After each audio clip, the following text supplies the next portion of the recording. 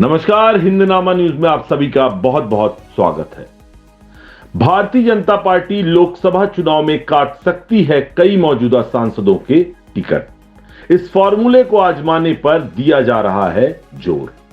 लोकसभा चुनाव इसी साल होने वाले हैं और भारतीय जनता पार्टी मौजूदा सांसदों का रिपोर्ट कार्ड तैयार कर रही है। इसी बात ने मध्य प्रदेश के कई सांसदों की धड़कनें बढ़ा दी हैं और वे इस बात को लेकर काफी शंकित भी हैं कि क्या पार्टी उन्हें फिर से मौका देगी या फिर कोई नया चेहरा सामने होगा। राज्य में लोकसभा की कुल 29 सीटें हैं। इनमें से 28 सीटों पर भाजपा का कब्जा है।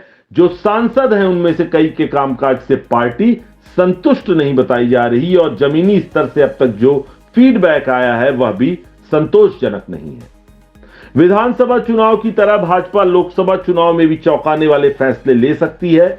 ऐसा माना जा रहा है कि इस बार राज्यसभा सांसदों सहित विधायक बने कुछ नेता आम चुनाव के मैदान में बतौर प्रत्याशी दिखाई दे सकते हैं।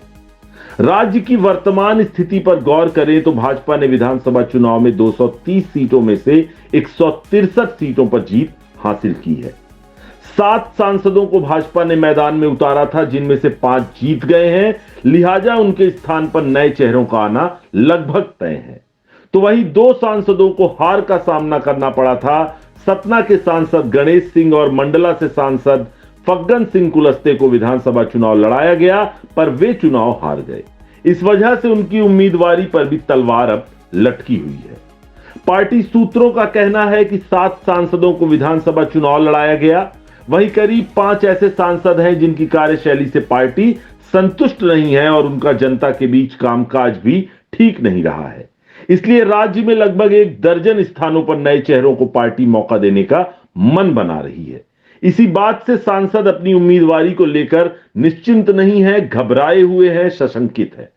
पार्टी से जुड़े नेताओं का कहना है कि आगामी लोकसभा चुनाव में पार्टी ने सभी 29 सीटों पर जीत का लक्ष्य तय किया है और उसी की रणनीति पर काम किया जा रहा है। कहा जा रहा है कि पार्टी प्रदेश में 30% से ज्यादा अपने प्रत्याशियों को बदल सकती है। इनमें से अधिकांश वे लोकसभा क्षेत्र हैं जहां पर विधानसभा चुनाव में भाजपा को अपेक्षित परिणाम नहीं आए हैं और सर्वे में मौजूदा सांसद की स्थिति बेहतर नहीं बताई जा रही है। भाजपा अपनी उन 7 सीटों पर विशेष ध्यान दे रही है जहां के सांसदों को विधानसभा चुनाव लड़वाया गया है। इनमें 5 पर भाजपा को जीत मिली, जबकि केंद्रीय मंत्री फग्गन सिंह कुलस्ते और सतना सांसद गणेश सिंह चुनाव हार चुके हैं। ऐसे में पार्टी दोनों हारी हुई सभी 7 सीटों पर नए उम्मीदवार मैदान में उतार सकती है, ऐसी अटकलें लगाई जा रही हैं।